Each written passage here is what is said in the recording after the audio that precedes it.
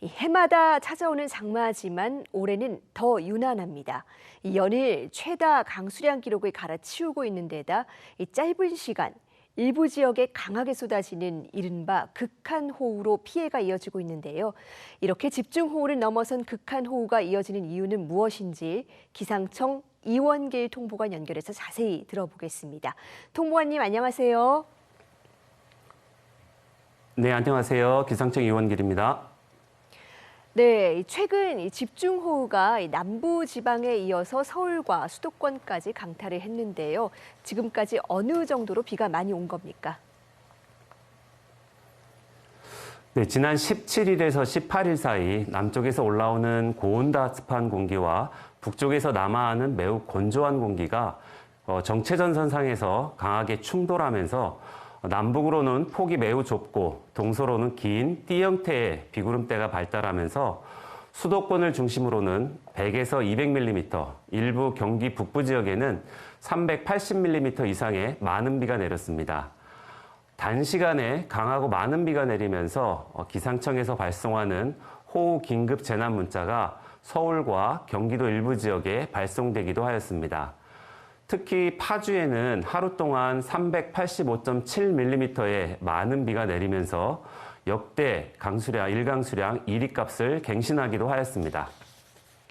네, 말씀해 주신 것처럼 말 그대로 이렇게 기록적인 폭우인데 이 같은 집중호우는 어떤 원리로 일어나는 겁니까?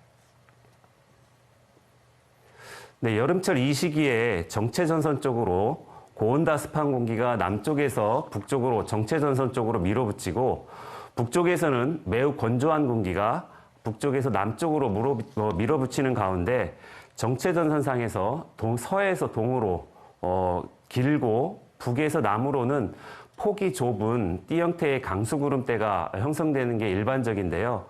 최근에는 이 정체전선상으로 작은 규모의 중규모 저기압이 주기적으로 통과하면서 남북으로 더욱 압축시키는 그 영향을 줬고요. 이 압착된 통로를 따라서 수증기를 공급하는 남서류가 더욱 강화되면서 국지적으로 매우 강하고 많은 비를 불러일으킨 것으로 분석하고 있습니다.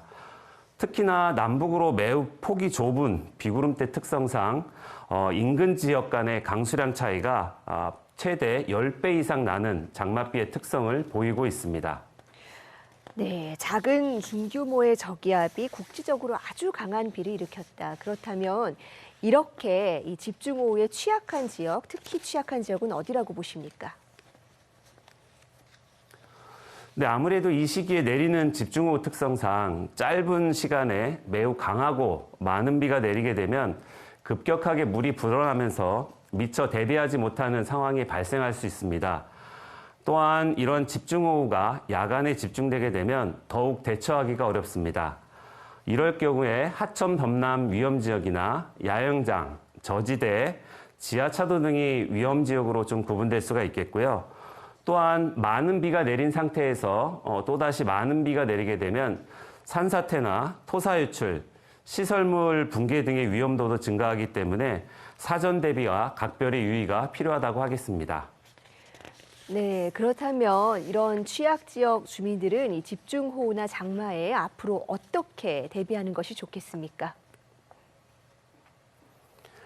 네, 사전에 기상청에서 예보되는 모레까지 예보되는 단기 예보 그리고 10일까지 예보되는 중기 예보를 토대로 미리 앞으로 발생할 수 있는 위험 기상에 대해서 사전 정보를 얻는 것이 가장 중요하다고 생각합니다.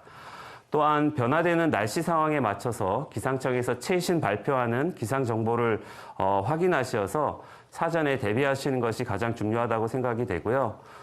또한 위험 기상이 발생할 시에는 내가 위치한 지역의 기상 상황을 대해서 방송 언론을 통해 보도되는 내용을 실시간 모니터링 하시거나 기상청에서 활용되는 날씨 알림이 앱 등을 활용하시면서 수시로 기상 상황을 인지하고 파악하시는 것이 필요합니다.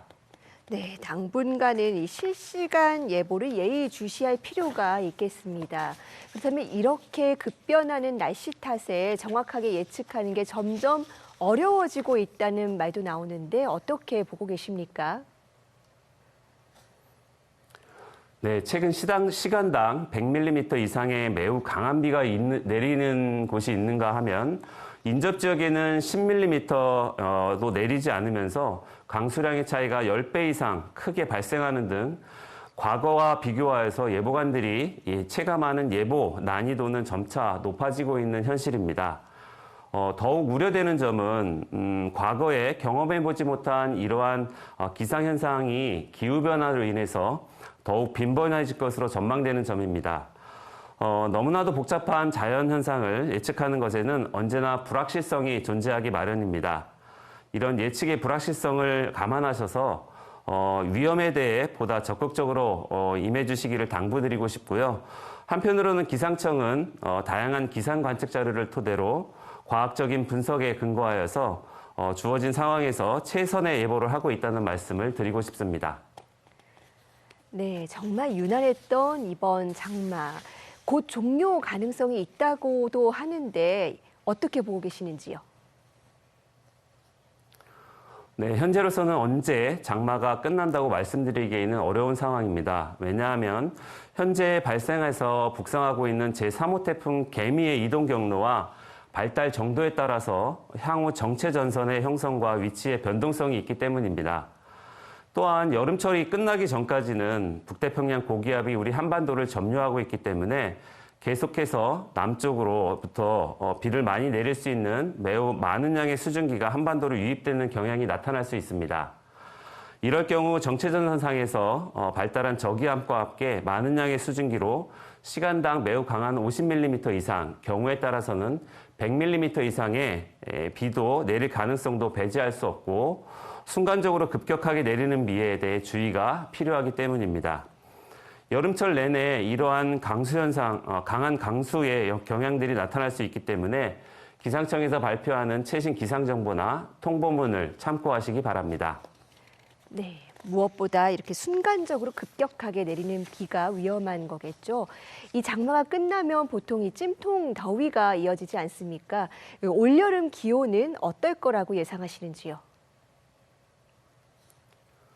네, 지난 7월 18일 기상청에서 발표한 1개월 전망, 기온 전망에 따르면 8월은 평년 기온보다 높을 가능성에 약간의 무게를 두고 있습니다.